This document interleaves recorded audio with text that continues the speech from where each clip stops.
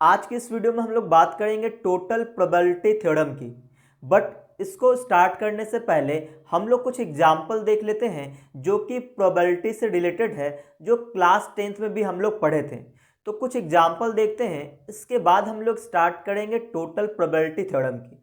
देखो, ये थ्योरम हो सकता है कि आपको थोड़ा सा समझने में प्रॉब्लम हो, बट आपको घबराना बिल्कुल भी नहीं है। क्वेश्चन आपसे सॉल्व होगा। जब मैं एग्जाम्पल कराना स्टार्ट करूंगा तो आपको बिल्कुल समझ में आएगा। तो एक बार थ्योरी पहले समझ लेंगे, फिर हम लोग क्वेश्चंस करेंगे।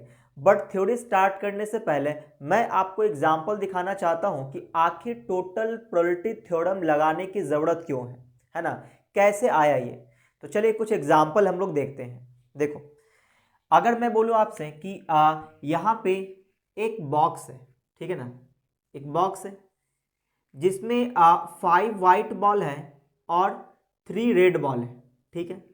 और मैंने आपसे बोला कि एक बॉल हम लोग ड्रॉन करेंगे, तो रेड बॉल होगी, इसकी क्या प्रोबेबिलिटी है, रेड बॉल आने की क्या प्रोबेबिलिटी है। तो आप बताओगे कि प्रोबेबिलिटी फॉर रेड बॉल, है ना, रेड बॉल आने की क्या प्रोबेबिलिटी है। तो आप क्या करोगे, नंबर ऑफ इवेंट को ऊपर लिखोगे। नंबर ऑफ इवेंट बोलने का मतलब जो रेड बॉल है वो हमारे लिए नंबर ऑफ इवेंट है, वो कितना है 3। तो 3 को आप ऊपर रखोगे और डिवाइड करोगे किससे, टोटल नंबर ऑफ बॉल से। तो कितना बॉल है, 5 और 3 8, टोटल 8 बॉल है। तो ये था हमारा क्लासिकल डेफिनेशन ऑफ प्रोबेबिलिटी, है ना। और आपको ये पता होना चाहिए क्लासिकल डेफिनेशन ऑफ प्रोबेबिलिटी हम लोग कब यूज करते हैं, जब यहाँ पे जो भी इवेंट्स हैं, है ना, वो इक्वली लाइकली होना चाहिए। इक्वली लाइकली होने का मतलब 3 रेड बॉल है तो तीनों रेड बॉल आने की संभावना बराबर है, सभी की प्रोबेबिलिटी इक्वल है। तो इसी को बोलते हैं इक्वली लाइकली इवेंट। वहीं पे क्लासिकल थ्योरम ऑफ प्रोबेबिलिटी लगता है, सही ना। क्लासिकल डेफिनेशन हम लोग तभी यूज करते हैं। अब जैसे मैं दूसरा एग्जांपल दूं, तो पहला था, दूसरा मैं एग्जांपल दूं कि चलो ऐसा करते हैं कि 2 बॉक्स ले लेते हैं, ठीक है ना। ये हो गया बॉक्स 1, ये हो गया बॉक्स 1। इसमें कुछ रख लेते हैं, मान लो 5 वाइट बॉल और 3 रेड बॉल। एक बॉक्स और लेते हैं और इसमें हमने रख दिया 4 वाइट बॉल और 6 रेड बॉल, ठीक है ना। इस तरह से हमने 2 बॉक्स ले लिए, बॉक्स नंबर 2। अब यहां से बोला जाए कि रेड बॉल आने की क्या प्रोबेबिलिटी, एक बॉल हम लोग ड्रॉन करेंगे, सही ना, वो बॉल होना चाहिए रेड बॉल। तो रेड बॉल आने की क्या प्रोबेबिलिटी है। तो सबसे पहले आपको काम क्या करना पड़ेगा कि दोनों में से पहले एक बॉक्स सेलेक्ट करना पड़ेगा, है ना। उस सिलेक्टेड बॉल से फिर रेड बॉल निकालने की प्रोबेबिलिटी हम निकालेंगे, है ना। ये भी हो सकता है कि जब हम लोग बॉक्स सेलेक्ट करें तो हो सकता है कि बॉक्स 1 सेलेक्ट हो या फिर बॉक्स 2 सेलेक्ट हो। बीच में वर्ड हुआ या, मतलब बीच में प्लस यूज करना पड़ेगा, सही ना। तो देखो, इसको अगर सॉल्व करना तो कैसे सॉल्व करेंगे, यहां भी हम लोग यही चीज निकाल रहे हैं कि रेड बॉल आने की क्या प्रोबेबिलिटी है। तो हम लोग क्या करेंगे, सबसे पहले बॉक्स सेलेक्ट करेंगे। तो बॉक्सेस कितने हैं, 1 और 2। तो कोई एक बॉक्स सेलेक्ट करने की प्रोबेबिलिटी क्या होगा, तो बॉक्स कितने हैं, 2, है ना। एक बॉक्स सेलेक्ट करना है तो नंबर ऑफ बॉक्स यानी कि 1 रखेंगे और divided by 2, total number of box से डिवाइड कर देंगे। तो एक बॉक्स सेलेक्ट करने की प्रोबेबिलिटी है 1/2, है ना। बॉक्स 1 सेलेक्ट करें या बॉक्स 2 सेलेक्ट करें। मान लो हमने बॉक्स 1 सेलेक्ट किया, तो बॉक्स 1 सेलेक्ट करने की प्रोबेबिलिटी हो गया 1/2। हम लोग निकालने जा रहे हैं रेड बॉल निकालने की प्रोबेबिलिटी, रेड बॉल निकालने की प्रोबेबिलिटी, ठीक है ना। तो सबसे पहले हमने बॉक्स को सिलेक्ट किया, तो बॉक्स को सिलेक्ट करने की प्रोबेबिलिटी 1/2। क्या काम कंप्लीट हुआ, नहीं। अभी हमें रेड बॉल निकालने की प्रोबेबिलिटी निकालना है।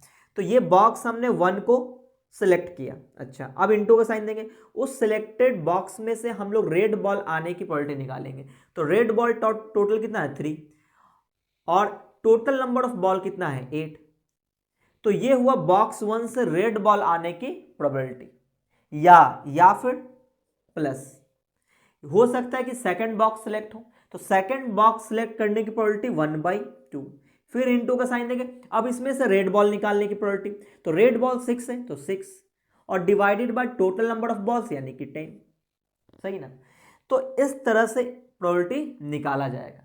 तो आपने क्या देखा कि रेड बॉल निकालने की प्रोबेबिलिटी जब मैंने आपसे पूछा तो आप इसमें से भी रेड बॉल निकालने की प्रोबेबिलिटी बताएं और इस बॉक्स में से भी रेड बॉल निकालने की प्रोबेबिलिटी बताएं, लेकिन उससे पहले आपने बॉक्स को सिलेक्ट करा, सही ना। तो आखिर यहाँ पे डायरेक्ट ऐसा क्यों नहीं हुआ कि देखिए टोटल रेड बॉल हो गया 6 3 9 और टोटल नंबर ऑफ बॉल हो जाए कितना 5 3 8 18 आ जाएगा। तो 9 ऊपर हो जाना चाहिए, टोटल रेड बॉल हो गया 6 3 9 और टोटल बॉल है 18। तो ऐसा होना चाहिए था, लेकिन ऐसा आपने नहीं किया। क्यों? क्योंकि ये आपने लगाया क्लासिकल डेफिनेशन। क्लासिकल डेफिनेशन हम लोग तब लगाते हैं जब सभी के इवेंट के आने की प्रोबेबिलिटी सेम हो, इक्वली लाइकली इवेंट हो। यहाँ पे प्रॉब्लम ये था, यहाँ पे ये जो 3 रेड बॉल है इनमें से किसी भी एक के आने की प्रोबेबिलिटी सेम है, लेकिन अगर मैं इसकी बात करूं तो इसके आपस में सेम है, लेकिन इन दोनों की बात करें कि इस वाले बॉक्स से रेड बॉल आने की प्रोबेबिलिटी, इस वाले बॉक्स से रेड बॉल आने की प्रोबेबिलिटी अलग अलग है। यानी कि ये दोनों इवेंट जो है इक्वली लाइकली नहीं है, और जब भी इक्वली लाइकली इवेंट ना हो तो क्लासिकल डेफिनेशन हम लोग यूज नहीं करते हैं। यहाँ पे हमने क्या देखा कि सभी इक्वली लाइकली था तो क्लासिकल डेफिनेशन हमने यूज करा। तो ऐसे केस में हम लोग क्या यूज करते हैं, टोटल प्रोबेबिलिटी थ्योरम। आपने देखा कि इस वाले बॉक्स से जो भी रेड बॉल आने की प्रोबेबिलिटी है पहले वो मैंने निकाला, फिर इस वाले बॉक्स से फिर मैंने निकाला, फिर दोनों को ऐड कर दिया, तो ये हुआ टोटल प्रोबेबिलिटी। हो सकता है 2 बॉक्स नहीं 3 हो 4 हो, है ना, इस तरह से बहुत सारे बॉक्सेस हो सकते हैं। तो इस तरह को हम लोग सॉल्व करने को बोलते हैं टोटल प्रोबेबिलिटी थ्योरम। अब ये थ्योरम क्या कहता है, अब इस पे आते हैं, है ना। ये था कुछ एग्जाम्पल जिसके थ्रू मैंने आपको समझाया कि यही जो है वो क्या है, टोटल प्रोबेबिलिटी थ्योरम। इसका मतलब ये हुआ कि अभी मैं जो थ्योरम बताने वाला हूं वो हम लोग थ्योरम सिर्फ देख लेंगे। आपको अगर मान लो थोड़ी देर के लिए समझ में नहीं आता है तो घबराने वाली बात बिल्कुल भी नहीं है। हम लोग बिना थ्योरम किए भी क्वेश्चंस कर सकते हैं, ठीक है ना, लेकिन फिर भी मैं कोशिश करूंगा आपको ढंग से समझाने की। तो आप लोग वीडियो बिना स्किप किए हुए समझना, सही ना। उसके बाद क्वेश्चंस भी हम लोग सॉल्व करेंगे और क्वेश्चन सॉल्व होगा। अगर थ्योरम नहीं भी समझ में आया तो भी क्वेश्चन सॉल्व होगा, सही है। तो चलिए हम लोग स्टार्ट करते हैं। तो अब हम लोग देखने जा रहे हैं टोटल प्रोबेबिलिटी थ्योरम, ठीक है। तो इसको समझने के लिए मैंने एक सैंपल स्पेस लिया, ठीक है ना। ये मैंने एक सैंपल स्पेस लिया है, ठीक है।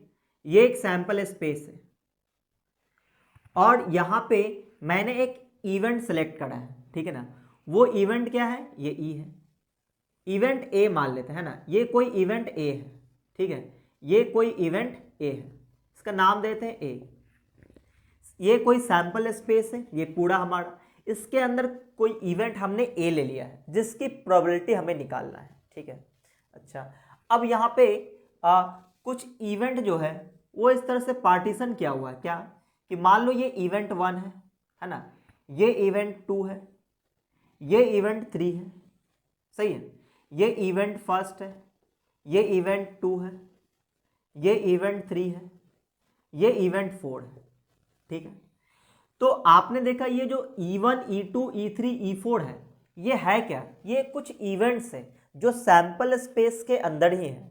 और हाँ, ये जो E1 E2 E3 E4 है ये सभी के सभी म्यूचुअली एक्सक्लूसिव और एग्जॉस्टिव है। तो आप बोलोगे इसका क्या मतलब है, पहले मैं लिख देता हूँ। यहाँ पे देखो कि E1 है comma E2 comma E3 comma and E4, हमने सिर्फ 4 ही पार्टीशन किया है, n नंबर ऑफ पार्टीशन किया जा सकता है।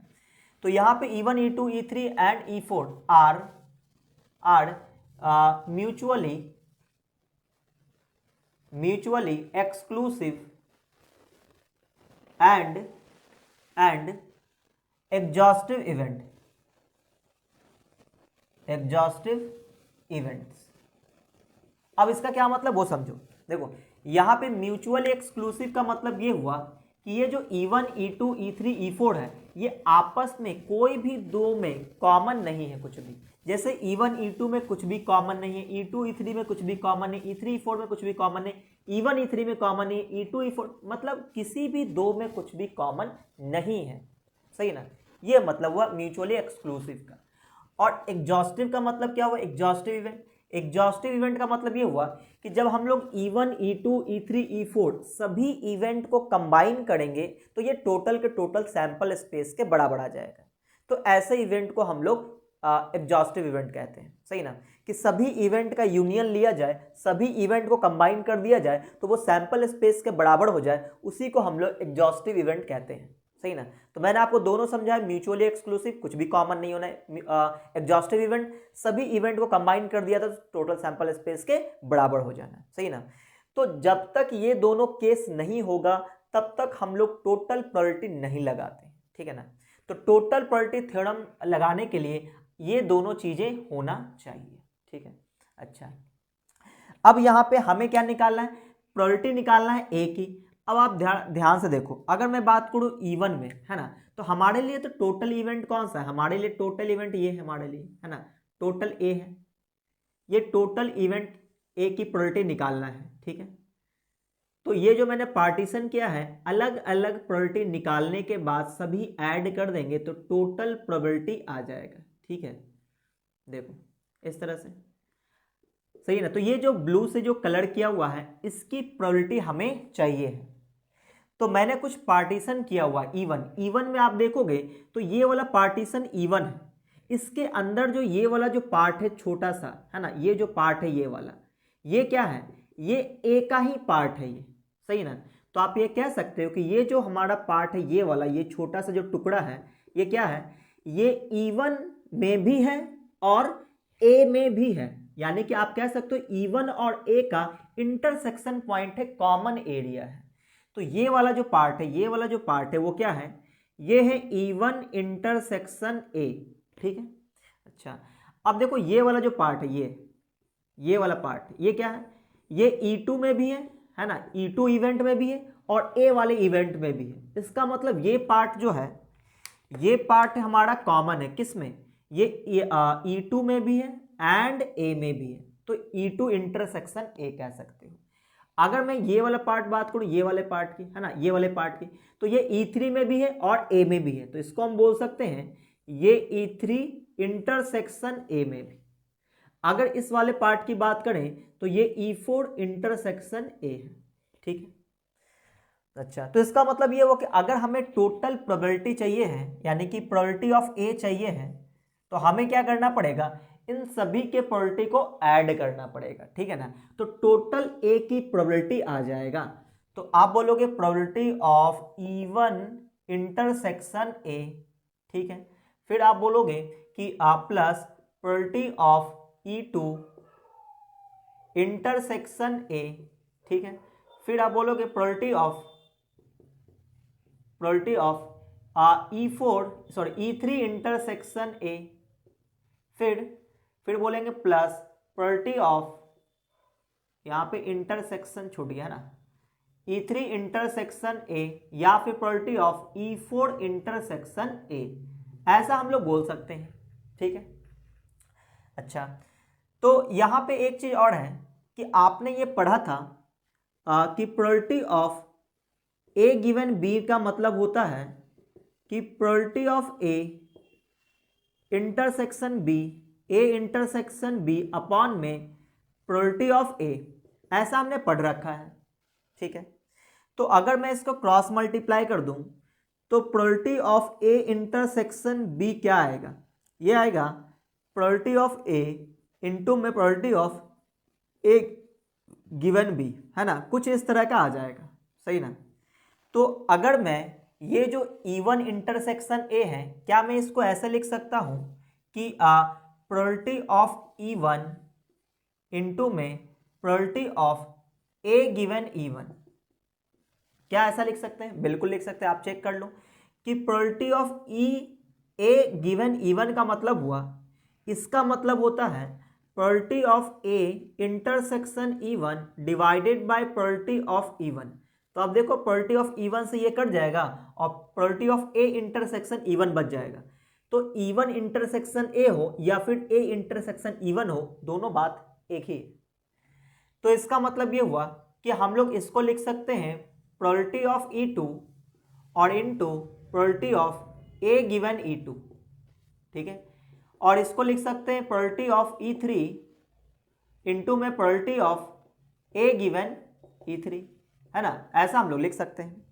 और अगर ये n नंबर ऑफ पार्टीशन किया होता तो इस तरह से n नंबर ऑफ टर्म्स आता, ठीक है, n नंबर ऑफ टर्म्स आता, तो हम लोग जनरल फार्मूला भी बना सकते थे। फिलहाल अभी जो आप ये देख रहे हो कि P ऑफ A है ना, कुछ इस तरह से निकाला गया, तो यही है टोटल प्रोबेबिलिटी थ्योरम, है ना। अब इसको जरा जनरल वे में हम लोग लिखें तो कैसे लिखेंगे वो समझना। देखो हम लोग इसको ऐसे लिख सकते हैं, जनरल फॉर्म में लिखना हो तो, कि देखो probability of E1 into probability of A, किसी इवेंट A के निकालने की प्रोबेबिलिटी गिवन E1 है ना, इवन गिवन है, फिर प्लस प्रोबेबिलिटी ऑफ, अब हम लोग E2 लेंगे और into probability of A given E2, फिर प्लस में प्रोबेबिलिटी ऑफ E3 लेंगे और फिर इनटू में probability of A given E3 आ जाएगा, फिर प्लस प्रोबेबिलिटी ऑफ E4 लेंगे, है ना, E4 इनटू में probability of A given E4 plus, and ये कब तक चलेगा, n तक चल सकता है ना, probability of En into probability of A given En। तो ये हुआ इसका जनरल फार्मूला। इसको हम समेशन के फॉर्म में भी लिख सकते हैं, कैसे वो सुनना। देखो एक हमने समेशन का सिंबल दिया, n इज इक्वल टू हमने 1 से स्टार्ट किया और n तक गए, है ना। चलो यहाँ पे i कर लेते हैं, कुछ नाम चेंज कर देते हैं, i की वैल्यू 1 से n तक। अब यहाँ लेके P ऑफ ei, मतलब एक बार 1 रखेंगे, फिर एक बार 2 रखेंगे, फिर एक बार 3 रखेंगे, इस तरह से, इनटू में प्रोबेबिलिटी ऑफ a अपॉन में ei। अब देखो अगर आप जो है कि i की जगह 1 रखोगे तो P of E1 into P of A by E1 आ जाएगा, और समेशन का मतलब होता है प्लस, फिर ये वाला मिलेगा, फिर ये मिलेगा, और ये आता रहेगा। तो ये इसका जनरल फार्मूला हो गया, यही क्या है, टोटल प्रोबेबिलिटी थ्योरम, सही ना। अगर आपको ये भी समझ में नहीं आया तो घबराना बिल्कुल भी नहीं, क्वेश्चन आपसे बनेगा, सही ना। क्वेश्चन कैसे सॉल्व किया जाता है ये अभी मैं एक्सरसाइज सॉल्व करने वाला हूँ 33.1 केसेस इन क्लास 4, तो आपको बिल्कुल समझ में आएगा। 2-3 क्वेश्चन आप लगातार मेरा देखना, सॉल्व करते हुए आपको समझ में आएगा कि काम कैसे करना है, सही ना। तो चलिए अब हम लोग एक्सरसाइज स्टार्ट करते हैं।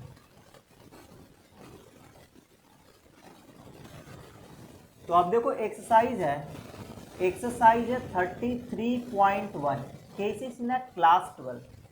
इसमें पहला क्वेश्चन हम लोग सॉल्व करने जा रहे हैं, ठीक है ना। तो आप ध्यान से देखना, आपको समझ में आएगा, ठीक है ना। देखो 1 bag contains 6 white and 5 black balls. Another bag contains 5 white and 3 black balls. A ball is transferred from the first bag to the second bag, and then a ball is drawn from the second bag. तो find the probability that the ball drawn is white, ठीक है। देखो यहाँ पे 2 bag लिया हुआ है, ठीक है ना। तो 2 बैग हम लोग भी ले लेते हैं, मान लो ये बैग 1 है, ये है बैग 1, ठीक है। और इस बैग में 6 वाइट एंड 5 ब्लैक बॉल है, 6 वाइट है और 5 ब्लैक बॉल है, ठीक है। अच्छा अब एक और बैग है, ठीक है ना, एक और बैग है जिसमें एक और बैग है, ये बैग 2 है, और इसमें दिया हुआ है 5 white and 3 black ball, 5 white and 5 white है और 3 ब्लैक बॉल है, 3 ब्लैक बॉल, ठीक है। क्वेश्चन ये बोला गया है कि बैग 1 से हम लोग एक बॉल को ट्रांसफर कर देंगे सेकंड बैग वाले सेकंड बैग में, और सेकंड बैग में जब हम लोग ट्रांसफर कर देंगे तो आपको बताना है कि ball is drawn from the second bag, find the probability that the ball drawn is white. तो एक बॉल जब इस पे सेकंड बैग में ट्रांसफर कर देंगे तो वाइट बॉल आने की क्या प्रोबेबिलिटी है। यहाँ से जब एक बॉल ट्रांसफर कर देंगे तो सेकंड बैग में से एक बॉल ड्रॉन करना है और वो बॉल होना चाहिए वाइट, इसकी क्या प्रोबेबिलिटी है, यही क्वेश्चन पूछा गया है। मैं आपको फिर से समझा दूँ। देखो 2 बैग है, ये बैग 1 है, बैग 2 है। इस बैग में 6 वाइट 5 ब्लैक बॉल है, इसमें 5 वाइट और 3 ब्लैक बॉल है। एक बॉल बैग 1 से ड्रॉ किया गया और फिर किस में रख दिया गया, ट्रांसफर कर दिया गया बैग 2 में। ट्रांसफर करने के बाद बैग 2 से एक बॉल ड्रॉन किया गया, वो बॉल होना चाहिए वाइट, इसकी क्या प्रोबेबिलिटी है, सही ना। तो आप काम कैसे स्टार्ट करोगे, तो आप बोलोगे सर देखो एक बॉल जब बैग 1 से ड्रॉ करेंगे तो वो बॉल जो है वाइट भी हो सकता है और ब्लैक भी हो सकता है। तो दो दो चीजें आ जाएगा, या तो वाइट होगा या तो ब्लैक होगा। तो इसका मतलब ये हुआ कि हमें दो कंडीशन पे काम करना चाहिए। क्या कि मान लो कि जब हम लोग पहली बार इसको ड्रॉ किए, एक बॉल जब ड्रॉ किए, सही ना, तो एक बॉल जब ड्रॉ किए तो हो सकता है कि इसमें क्या मिल गया हो सकता है कि इसमें मिल गया हो वाइट बॉल, और इसमें हमने ट्रांसफर कर दिया, 1 वाइट बॉल निकला और उसको हमने इसमें ट्रांसफर कर दिया, सही ना। तो आफ्टर ट्रांसफॉर्मेशन है ना, ट्रांसफर करने के बाद ये जो व्हाइट बॉल है वो कितना हो जाएगा, 6 व्हाइट बॉल हो जाएगा, क्योंकि हमने एक बॉल यहां से व्हाइट को निकाला और इसमें डाल दिया। या फिर ये हो सकता है कि एक ब्लैक बॉल आया हो, है ना, वो बॉल जो हमने ड्रॉन किया उसमें से वो ब्लैक बॉल आया हो। तो जब हम लोग बॉक्स में रखेंगे, ट्रांसफर करेंगे, तो ऐसे केस में क्या होगा, देखो अब यहाँ पे एक व्हाइट बॉल और ऐड हो गया, 1 व्हाइट बॉल ऐड हो गया, यानी टोटल 6 व्हाइट बॉल हो गया। अब जब ब्लैक बॉल था तो पहले तो था 5 व्हाइट बॉल और 3 ब्लैक बॉल। जब एक बॉल इसमें से ट्रांसफर ब्लैक हुआ और इसमें हमने ट्रांसफर किया तो एक ब्लैक बॉल बढ़ गया, तो टोटल हो गया 4 ब्लैक बॉल हो गया, सही ना। तो अब बॉक्स की कंडीशंस ये हो गई। सेकंड कंडीशन कि या तो बॉक्स में 6 व्हाइट और 3 ब्लैक बॉल हो सकते हैं, या फिर बैग में 5 व्हाइट और 4 ब्लैक बॉल हो सकते हैं आफ्टर ट्रांसफॉर्मेशन। बॉल को हमने एक बॉल निकाल के इसमें ट्रांसफर करने के बाद इन्हीं दोनों में से कोई एक सिचुएशन हो सकता है, ठीक है ना। अब सुनना कि हम लोग टोटल प्रोबेबिलिटी कैसे निकालेंगे। अब यहां से हमें एक बॉल को ड्रॉ करना है, अब वो बॉल होना चाहिए व्हाइट, तो व्हाइट बॉल आने की क्या प्रोबेबिलिटी है ना, तो हम लोग निकालेंगे प्रोबेबिलिटी ऑफ, है ना, गेटिंग व्हाइट बॉल। तो व्हाइट बॉल आने की क्या प्रोबेबिलिटी है, इसको हम लोग फाइंड आउट करने जा रहे हैं। हो सकता है कि ये केस हो या हो सकता है ये केस हो। तो जब इसमें से व्हाइट बॉल निकला होगा तब ये केस ये बना होगा, तो इस केस में व्हाइट बॉल आने की क्या प्रोबेबिलिटी है। तो देखो सबसे पहले तो आपको ये सिलेक्ट करना पड़ेगा कि आपने यहाँ से व्हाइट बॉल निकाला, तो व्हाइट बॉल निकलने की प्रोबेबिलिटी कितना होगा। तो यहाँ पे अगर मैं बात करूँ तो व्हाइट बॉल कितना 6 है, तो यहाँ पे जो व्हाइट बॉल आने की प्रोबेबिलिटी हो जाएगा 6 बाई, और टोटल कितना 11, 6/11 हो जाएगा। अब ये व्हाइट बॉल को इसमें रखेंगे, उसके बाद फिर से व्हाइट बॉल निकालेंगे, सही ना। तो पहले व्हाइट बॉल आने की प्रोबेबिलिटी कितना, तो आप बोलोगे 6/11, ठीक है ना। फिर इनटू, क्योंकि काम अभी कंप्लीट नहीं हुआ है, हमने बॉल अभी व्हाइट निकाला है, इसमें रखें तो कितना हो गया 6 व्हाइट हो गया और 3 ब्लैक बॉल हो गया। और हमें फिर से व्हाइट बॉल निकालना है, क्यों, क्योंकि व्हाइट बॉल निकालने की ही प्रोबेबिलिटी पूछा गया है। तो व्हाइट बॉल अब कितना टोटल इसमें 6 है, तो 6 लिखेंगे अपॉन में। अच्छा अब देखो यहाँ पे टोटल बॉल कितना है, 5 और 3 8, तो यहाँ पे लिखेंगे 8, है ना। तो ये तो हो गया काम कंप्लीट। या फिर ये हो सकता है कि जो हमने एक बॉल निकाला था वो ब्लैक हो, तो ब्लैक बॉल आने की प्रोबेबिलिटी कितना हो जाएगा 5/11 हो जाएगा, तो ये हो जाएगा 5/11। अब इसमें हमने रख दिया, तो अब यहाँ से व्हाइट बॉल आने की प्रोबेबिलिटी कितना हो जाएगा, तो पहले आप बोलोगे 5/11, जो हमने बॉल यहाँ से निकाला था ट्रांसफर करने के लिए वो 5/11 होगा उसकी प्रोबेबिलिटी, फिर इनटू का साइन देंगे। अब फिर इसमें जो हमने बॉल जो ट्रांसफर किया, तो अब यहाँ से बताना है कि व्हाइट बॉल आने की प्रोबेबिलिटी, तो व्हाइट बॉल 5 है तो इनटू में 5 लेंगे, अपॉन में कितना, अपॉन में देखो 5 और 4 कितना हो जाएगा 9 हो जाएगा। अच्छा यहाँ पे ये मिस्टेक हुआ, देखो यहाँ पर टोटल 6 बॉल है, 6 + 3 यानी टोटल 9 बॉल होगा, है ना, 8 नहीं 9 है, सही है। अब इसको सॉल्व कर देंगे, तो यहाँ पे आ जाएगा कितना 36/99 और प्लस यहाँ पे आ जाएगा 99, यहाँ आ जाएगा 25। इसको सॉल्व करेंगे, 6 5 11 के एक बाकी एक 3 1 4 और 2 6, 61/99 कितना आएगा 61/99, और ये इसका हो जाएगा आंसर। आप देखो कि यहाँ पे मैंने वो फार्मूला तो अप्लाई ही नहीं किया, एक्चुअली में फार्मूला अप्लाई किए हैं, लेकिन हम लोग फार्मूला याद करके अप्लाई नहीं किए हैं, जो हम लोग तरीका लगाते थे उसी से हमने बनाया है, सही ना। अगर आपको ये भी क्वेश्चन समझ में नहीं आया, घबराना नहीं है, अगला क्वेश्चन देखना है, 2-3 क्वेश्चन लगातार देखना है, आपको धीरे धीरे समझ में आना स्टार्ट हो जाएगा, सही ना। तो आप चाहो तो इसका स्क्रीनशॉट ले सकते हो, हम लोग अगले क्वेश्चन पे बात करेंगे। तो अब देखो क्वेश्चन नंबर 2।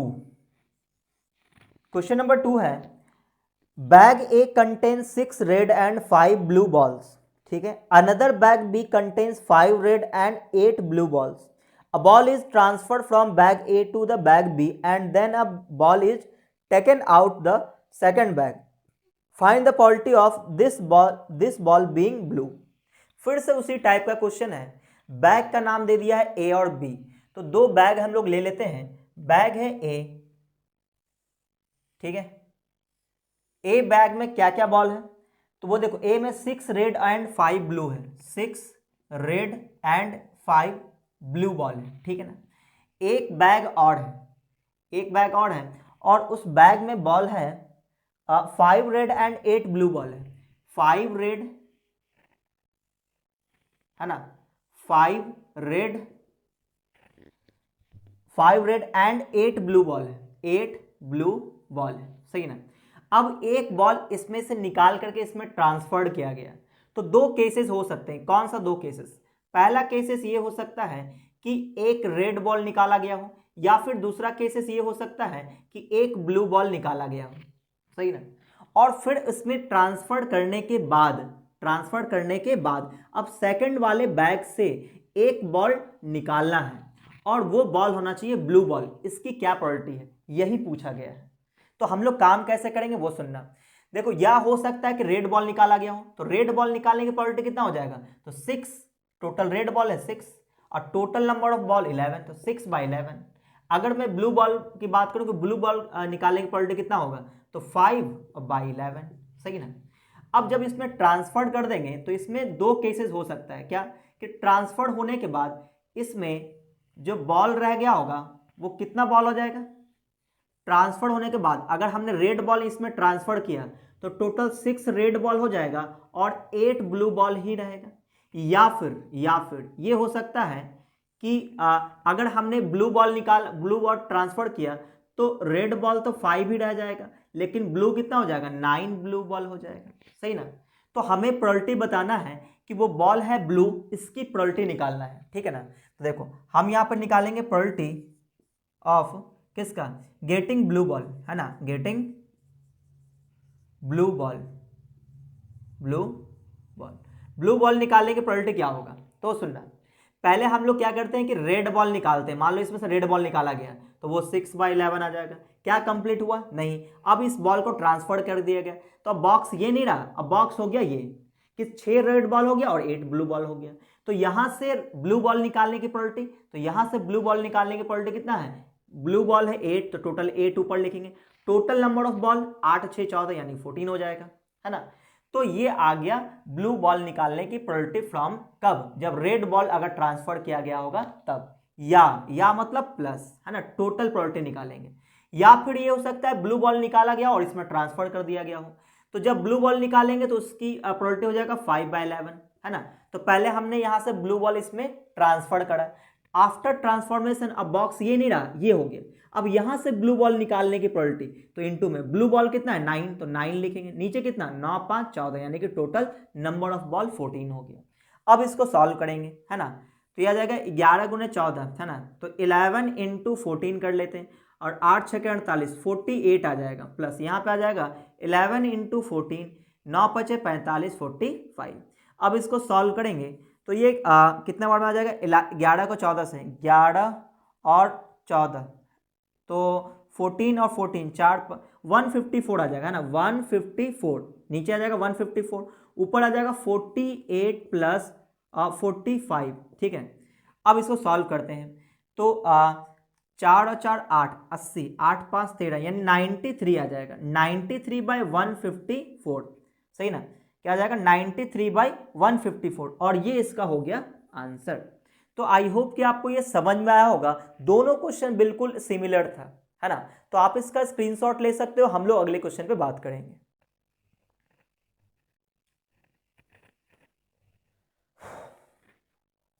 तो आप देखो क्वेश्चन नंबर 3।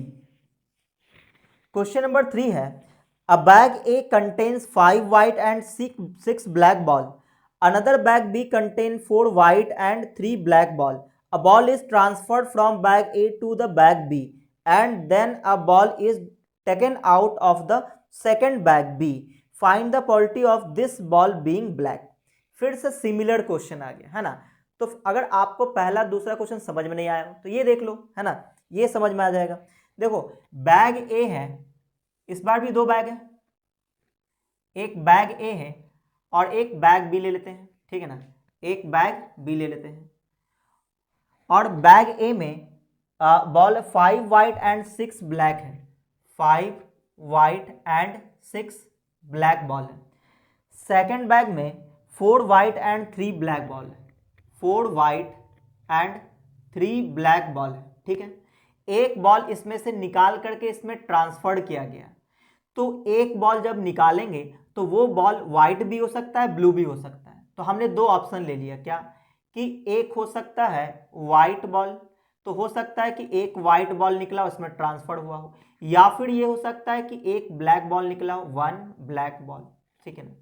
तो जब इसमें ट्रांसफर करेंगे तो यहाँ भी 2 केस आएगा कि बॉक्स अब ये नहीं रह जाएगा, क्या बन जाएगा वो देखो। अब अगर मान लो 1 वाइट बॉल इसमें ट्रांसफर हुआ तो अब 4 वाइट नहीं रह जाएगा, 5 वाइट बॉल हो जाएगा और ब्लैक बॉल तो 3 ही रहेगा, ठीक है। या फिर ये हो सकता है कि अगर मान लो कि ब्लू बॉल ट्रांसफर हुआ हो तो वाइट तो 4 ही रहेगा लेकिन ब्लू हो जाएगा 4 बॉल, 4 ब्लैक बॉल हो जाएगा, सॉरी, है ना। तो अब इसका मतलब ये हुआ जब व्हाइट बॉल निकलेगा तो उसकी क्या प्रोबेबिलिटी होगी, तो व्हाइट बॉल है 5 तो 5/11 हो जाएगा, और यहां पे अगर ब्लू बॉल निकला तो उसकी प्रोबेबिलिटी कितना हो जाएगा, 6/11 हो जाएगा, है ना। तो अगर हम लोग टोटल प्रोबेबिलिटी निकालें, प्रोबेबिलिटी ऑफ ए नहीं, probability of getting ball is getting a black ball, है ना, ब्लैक बॉल आने की प्रोबेबिलिटी निकालना है, ठीक है ना। तो वो सुनना, तो सबसे पहले बॉल को एक बॉल निकाल करके इसमें ट्रांसफर किया गया होगा तो उसकी क्या प्रोबेबिलिटी है, तो व्हाइट बॉल ट्रांसफर हुआ होगा उसकी प्रोबेबिलिटी है 5/11, ठीक है ना। अब इनटू में ट्रांसफर करने के बाद अब बॉक्स ये नहीं रहा, बॉक्स बन गया ये, तो ऐसे इस केस में ब्लैक बॉल आने की क्या प्रोबेबिलिटी होगा, तो ब्लैक बॉल टोटल 3 है तो 3 अपॉन में टोटल नंबर ऑफ बॉल 5 और 3 8 है तो यहाँ पे 8 कर लेंगे, या फिर यानी कि प्लस हो सकता है कि यहां से बॉल ट्रांसफर किया गया हो वो ब्लू बॉल हो, सॉरी ब्लैक बॉल हो, तो ब्लैक बॉल आने की प्रोबेबिलिटी कितना 6/11, फिर इनटू अब जब बॉक्स में ट्रांसफर किया गया तो बॉक्स ये नहीं रहा, अब बॉक्स ये बन गया, तो इस केस में ब्लैक बॉल निकालने की प्रोबेबिलिटी कितना हो जाएगा 4, नंबर ऑफ ब्लैक बॉल 4 है, टोटल नंबर ऑफ बॉल 8 है, सही ना। अब इसको सॉल्व कर लेते हैं, तो यहाँ पे आ जाएगा 88, ऊपर आ जाएगा 15 प्लस यहाँ पे आ जाएगा 88, ऊपर आएगा 6 चौका 24, तो यहाँ 24 आ जाएगा, है ना, 24। अब इसको सॉल्व कर लेते हैं, तो यहाँ आ जाएगा 88, ऊपर आ जाएगा 15 प्लस 24, इसको सॉल्व करेंगे तो 5 4 9 और 2 1 3, 39/88 इसका आंसर होगा, ठीक है ना, 39/88 इसका आंसर होगा। आई होप कि आपको ये समझ में आया होगा, तो आप इसका स्क्रीनशॉट ले सकते हो, हम लोग अगले क्वेश्चन पे बात करेंगे।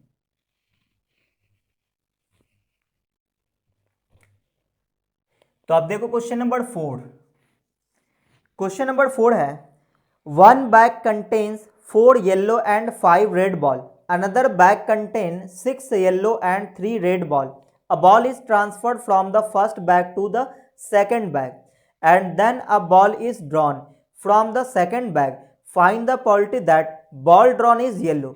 फिर से क्वेश्चन नंबर 3 जैसा ही, यानी 1 2 3 इसी के जैसा क्वेश्चन नंबर 4 है। चाहो तो आप खुद से भी खुद से भी आप ये सॉल्व कर सकते हो, तो आप वीडियोस पॉज करके आप एक बार ट्राई कर लो और फिर सॉल्यूशन देखना, ठीक है ना। देखो क्वेश्चन नंबर 4 की बात करें तो एक बैग में 4 येलो एंड 5 रेड बॉल है, एक बैग है जिसमें 4 येलो एंड 5 रेड बॉल है, 5 रेड बॉल है, ठीक है। और एक दूसरा बैग है और इसमें 6 येलो एंड 3 रेड बॉल है, 6 येलो एंड 3 रेड बॉल है। एक बॉल इसमें से निकाल करके ट्रांसफर किया गया, तो वो बॉल येलो भी हो सकता है, रेड भी हो सकता है। तो हमने 2 केस बनाया है ना, क्या हो सकता है कि एक येलो बॉल ट्रांसफर हुआ हो सकता है कि एक रेड बॉल ट्रांसफर हुआ हो, सही ना। और जब येलो बॉल ट्रांसफर होगा तो बॉक्स क्या रह जाएगा, बॉक्स कुछ बन जाएगा इस तरह का, जिसमें बॉल कौन से हो जाएंगे, अगर एक येलो बॉल ट्रांसफर हुआ होगा तो 7 येलो बॉल हो गया, और 3 रेड बॉल ही रहेगा। और अगर यहाँ पे रेड बॉल ट्रांसफर हुआ होगा तो बॉक्स में क्या रह जाएगा, 6 येलो रह जाएगा और 4 रेड बॉल हो जाएगा अगर रेड बॉल ट्रांसफर हुआ तो। फिर से वही चीज़ें, हमें प्रोबेबिलिटी किसका निकालना है, फिर से अब जो ट्रांसफर करने के बाद बैग से फिर से एक बॉल निकालना है, वो बॉल क्या होना चाहिए, वो होना चाहिए येलो। ठीक है, drawn ball is yellow, drawn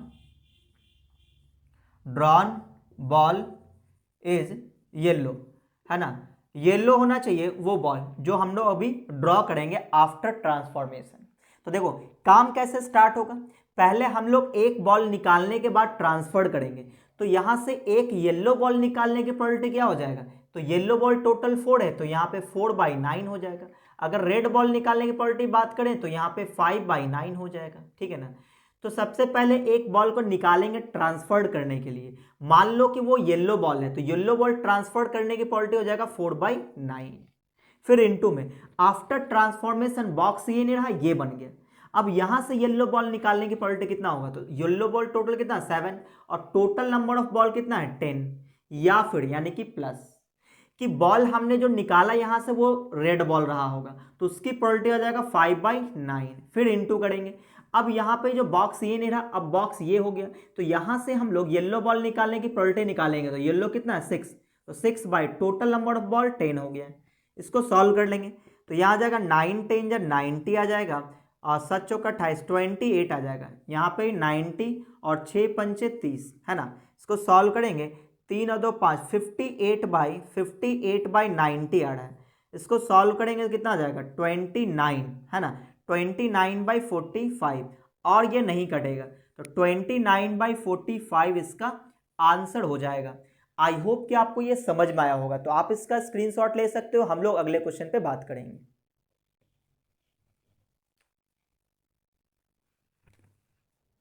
तो आप देखो क्वेश्चन नंबर 5, क्वेश्चन नंबर 5 है अ bag contains 4 red and 3 black ball. फिर से उसी टाइप का क्वेश्चन है तो हम लोग फटाफट सॉल्व कर लेते हैं। ठीक है ना। अ bag contain 4 red and 3 black ball, 4 red and 3 black ball है। ठीक है ना। A second bag contain 2 red and 4 black ball, 2 red and 4 black ball, 2 red and 4 black ball. ठीक है, आगे बढ़ते हैं। One bag is selected at random, from the selected bag one ball is drawn, find the probability that the ball drawn is red, है ना। इस बार ball को transferred नहीं किया गया है, इस बार सीधा सीधा बैग को सिलेक्ट किया गया है ना। अब बैग कंटेन 4, 2 बैग है, ये बैग 1 है और ये बैग 2 है, ये बैग 1 और ये बैग 2। तो इस बार बोला गया है पहले एक बैग को सिलेक्ट किया गया है, तो बैग टोटल 2 है, तो एक बैग सिलेक्ट करने की प्रोबेबिलिटी कितना हो जाएगा 1/2, है ना, 1/2 हो जाएगा। तो यहाँ पे प्रोबेबिलिटी हम लोग निकालेंगे, है ना, किसका, तो उसमें लिखा है द ड्रॉन इज रेड, है ना, जो बॉल ड्रॉन होना चाहिए वो रेड होना चाहिए। ठीक है ना। One bag is selected at random, from the selected bag one ball is drawn, find the probability that the ball drawn is red, है ना, बॉल ड्रॉन इज रेड, है ना, रेड बॉल ड्रॉ करने की प्रोबेबिलिटी। तो अब सुनना, सबसे पहले आप क्या करोगे, बैग सिलेक्ट करोगे, तो हो सकता है कि बैग 1 सिलेक्ट हुआ हो, तो बैग 1 सिलेक्ट करने की प्रोबेबिलिटी 1/2, है ना। फिर इनटू, अब जो बैग हमने सेलेक्ट किया है वहां से रेड बॉल निकालने की प्रोबेबिलिटी, तो टोटल रेड बॉल 4 है तो 4 लिखेंगे, divided by total number of ball कितना है 7। या फिर हो सकता है कि बैग 2 सिलेक्ट हुआ हो, तो बैग 2 सिलेक्ट करने की प्रोबेबिलिटी कितना 1/2, फिर इनटू करेंगे। अब यहां से रेड बॉल निकालने की प्रोबेबिलिटी कितना हो जाएगा, तो टोटल रेड बॉल 2 है और नंबर ऑफ टोटल बॉल्स कितना हो गया 4 और 2 6 हो जाएगा। इसको सॉल्व कर देंगे तो ये हो जाएगा 2 2 जा 4, 2 से 2 कैंसिल, तो यहाँ बच रहा है कितना 2/7 और यहाँ क्या बच रहा है 1/6। इसको सॉल्व करेंगे तो 6 7 42, 42 आएगा, यहाँ पे 6 दूनी 12 और यहाँ पे 7, तो 12 7 19, 19/42 और ये हो जाएगा इसका आंसर। आई होप कि आपको ये समझ में आया होगा, तो आप इसका स्क्रीनशॉट ले सकते हो, हम लोग अगले क्वेश्चन पे बात करेंगे।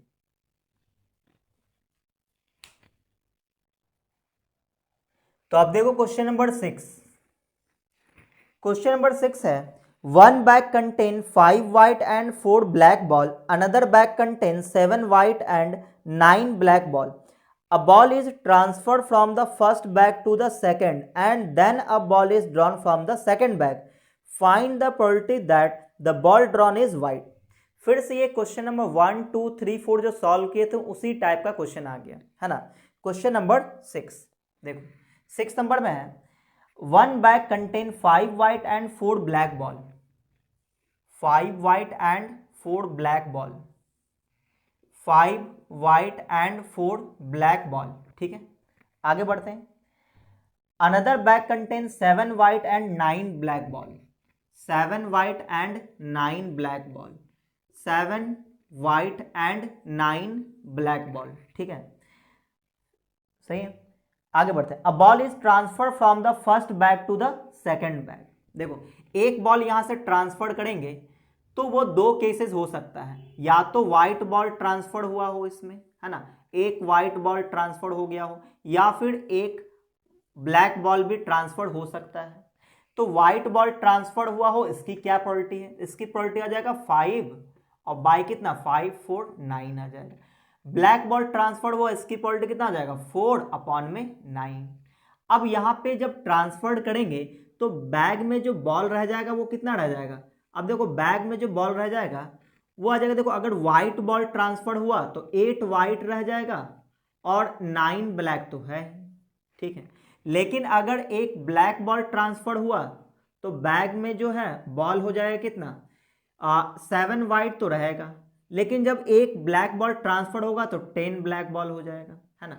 तो हमें ये बताना है कि find the probability that the ball drawn is white, white ball निकालने की प्रोबेबिलिटी, है ना, probability drawn ball is white, है ना, drawn ball is white, white ball draw करने की प्रोबेबिलिटी, ठीक है ना। तो वो देखो, तो यहां सबसे पहले हो सकता है कि व्हाइट बॉल ट्रांसफर हुआ, तो ट्रांसफर करने की प्रोबेबिलिटी कितना हो जाएगा 5/9, फिर इनटू ट्रांसफर करने के बाद बॉक्स ऐसा बन गया, तो यहां से व्हाइट बॉल निकालने की प्रोबेबिलिटी निकालना, तो व्हाइट कितना है 8 और टोटल नंबर ऑफ बॉल कितना हो जाएगा नॉट 17 17, या फिर हो सकता है कि ब्लैक बॉल ट्रांसफर हुआ हो, तो ब्लैक बॉल ट्रांसफर होने की प्रोबेबिलिटी 4/9, है ना, ट्रांसफर होने के बाद बॉक्स बन गया ये, तो यहां से व्हाइट बॉल निकालने की प्रोबेबिलिटी, तो व्हाइट बॉल निकालने की प्रोबेबिलिटी कितना हो जाएगा 7 और अपॉन में टोटल नंबर ऑफ बॉल 17, है ना, तो 17 हो जाएगा, सही ना।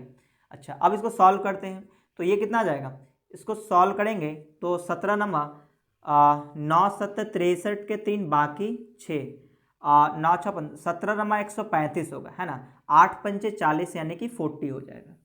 अब इसको आगे सॉल्व करते हैं प्लस में, यहाँ पे भी 79 जब 153 हो जाएगा। एक बार फिर चेक कर लेते हैं, 9 7 63 का 3 बाकी 6 9 और 6 15 यानी 15 हो जाएगा, 7 चौक 28 यानी 28 हो जाएगा। इसको सॉल्व करेंगे तो नीचे आ जाएगा 153, ऊपर आएगा 40 प्लस 28, सही ना।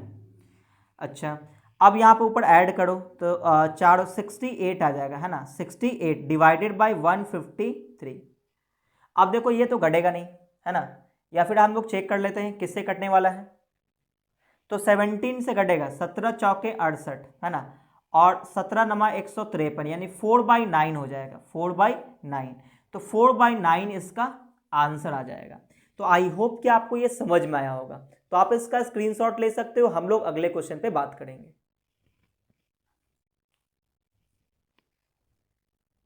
तो आप देखो क्वेश्चन नंबर 7। क्वेश्चन नंबर 7 है, an urn contain 5 red and 5 black ball, है ना, एक बोरा जिसमें 5 रेड और 5 ब्लैक बॉल है। A ball is drawn at random, its colour is noted and is return to the urn. Moreover 2 additional ball of the color drawn are put in the urn and then a ball is drawn at random.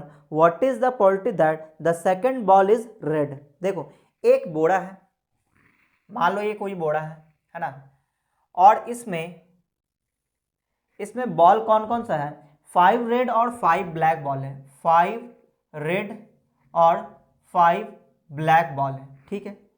अच्छा फिर बोलता है a ball is drawn at random, एक ball इसमें से draw किया गया। तो जब हम बॉल ड्रॉ करेंगे तो वो बॉल या तो रेड हो सकता है या तो ब्लैक हो सकता है। तो यहां से दो चीजें हैं क्या, कि या तो रेड बॉल ड्रॉ हो सकता है, तो रेड बॉल ड्रॉ होने की प्रोबेबिलिटी कितना हो जाएगा 5/10 हो जाएगा, 5/10। और या तो ब्लैक बॉल ड्रॉ हो सकता है, तो ब्लैक बॉल ड्रॉ होने की प्रोबेबिलिटी भी कितना हो जाएगा 5/10, है ना, क्योंकि ब्लैक बॉल भी 5 ही है। ठीक है, अब आगे बढ़ते हैं। फिर क्या बोला कि नोट और इसका कलर नोट कर लिया गया, है ना। ब्लैक, जैसे मान लो कि रेड बॉल निकला तो उस कलर को नोट कर लिया गया और फिर उसी बोरा में दो और उसी कलर का बॉल डाल दिया गया, ऐसा बोला गया है। ठीक है ना। Its colour is noted and is return to the urn, और उसको रिटर्न कर दिया गया। Moreover 2 additional ball of the colour drawn are put in the urn and then a ball is drawn at random.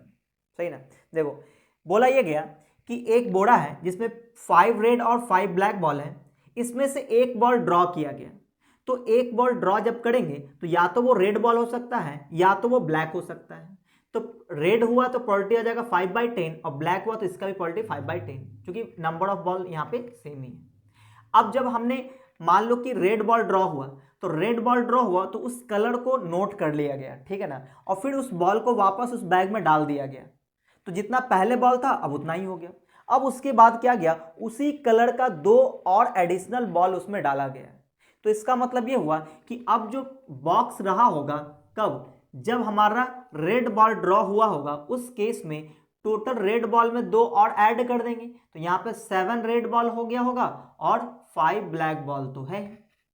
लेकिन अगर यहाँ पे black ball draw हुआ तो बैग में 2 और ब्लैक बॉल डाल देना है, ठीक है ना। तो पहले था 5 रेड बॉल और 5 ब्लैक बॉल, तो अब हो जाएगा 7 ब्लैक बॉल। सही ना, यही बोला गया था।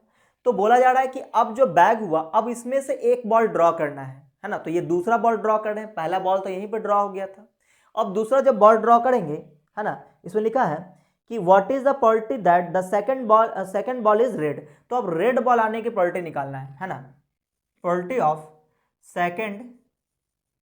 Second ball is red, second ball is red. Second यहाँ पे बोलने का मतलब ये हुआ कि एक बार हमने बॉल ड्रॉ कर लिया। देखो इससे पहले लिखा हुआ है क्या, कि 5 red and 5 black ball, a ball is drawn at random. तो पहले ही लाइन में एक बॉल हमने निकाल लिया है। अब जब दूसरा बॉल इसमें से निकालेंगे तो वो सेकंड बॉल कहला जाएगा, ठीक है ना, क्योंकि बोरा वही है। सही ना। अब आगे बढ़ते हैं। तो यहाँ पे कैसे निकालेंगे, तो देखो रेड बॉल जब हमने निकालना होगा, फर्स्ट रेड बॉल, तो उसके आने की प्रोबेबिलिटी 5/10, तो 5/10 लिखेंगे, फिर इंटू देंगे। अब बैग में जो कि 2 एडिशनल रेड बॉल और डाल दिया गया होगा, तो उस केस में फिर रेड बॉल निकालने की प्रोबेबिलिटी, क्योंकि रेड बॉल निकालने की प्रोबेबिलिटी निकालना है, तो टोटल रेड बॉल 7 और टोटल नंबर ऑफ बॉल 7 5 12 हो जाएगा। या फिर हो सकता है कि ब्लैक बॉल ड्रॉ हुआ होगा, तो 5/10 लिखेंगे। अब ब्लैक ड्रॉ हुआ तो वापस 2 ब्लैक बॉल और डाल दिए। अब इस केस में बताना रेड बॉल आने की प्रोबेबिलिटी, तो रेड बॉल टोटल कितना है 5 और टोटल नंबर ऑफ बॉल कितना 12। सही ना, इसको सॉल्व करेंगे, ठीक है। तो यह आ जाएगा 7 × 5 = 35, 35/120 आ जाएगा, प्लस यहाँ 25/120 हो जाएगा। यहाँ पे एलसीएम आ जाएगा 120, यहाँ पे आएगा 35 + 25। इसको सॉल्व करेंगे 30 20 50 और ये 60 हो जाएगा, 60/120। बोले तो ये 1/2 आ जाएगा। तो ये इसका हो गया आंसर। तो आई होप कि आपको ये समझ में आया होगा। तो आप इसका स्क्रीनशॉट ले सकते हो, हम लोग अगले क्वेश्चन पे बात करेंगे।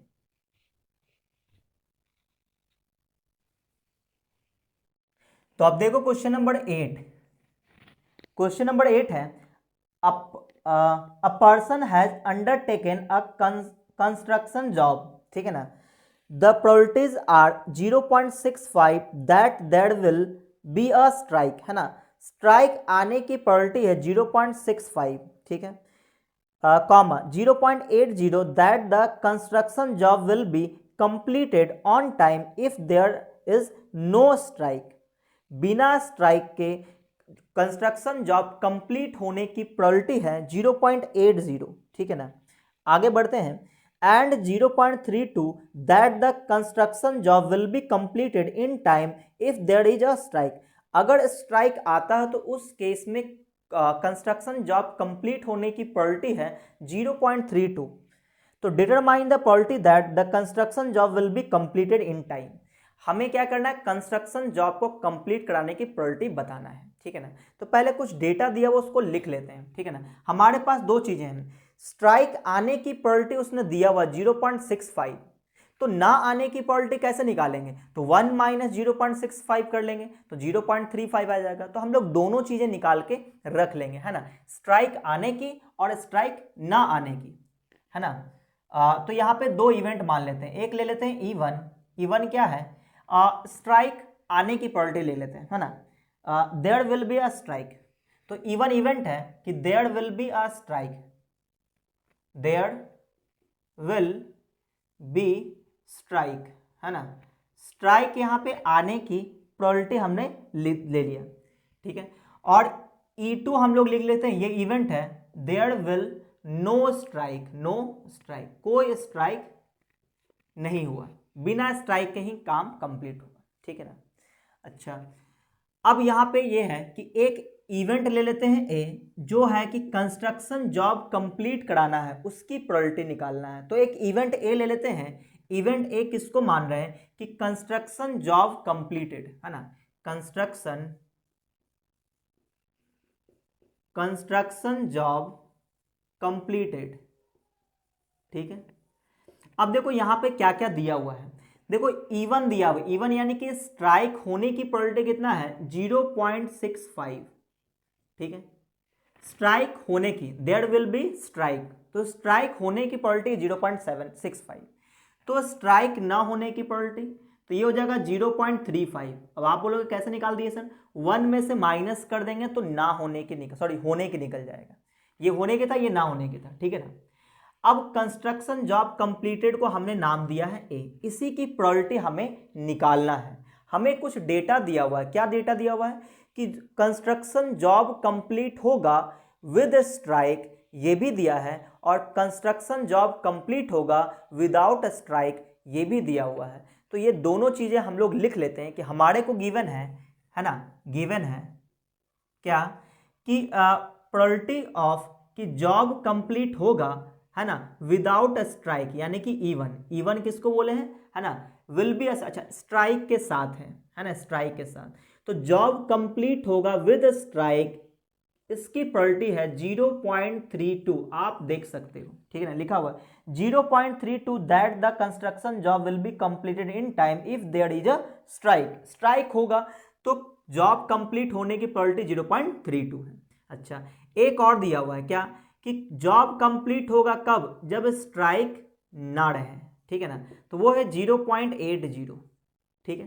तो हमें बताना है कि जॉब कंप्लीट होगा, इसकी क्या प्रोबेबिलिटी है, तो कंस्ट्रक्शन जॉब कंप्लीट होगा, उसकी प्रोबेबिलिटी को हमने ए नाम दिया, तो यहाँ पर निकालेंगे प्रोबेबिलिटी ऑफ ए निकालना है, तो यहाँ हम लोग अप्लाई करेंगे टोटल प्रोबेबिलिटी थ्योरम, सही ना, कि सबसे पहले हम लोग देखेंगे कि there will be a strike, अगर स्ट्राइक है तो काम करने, जॉब कंप्लीट होने की प्रोबेबिलिटी क्या है उस कंडीशन में।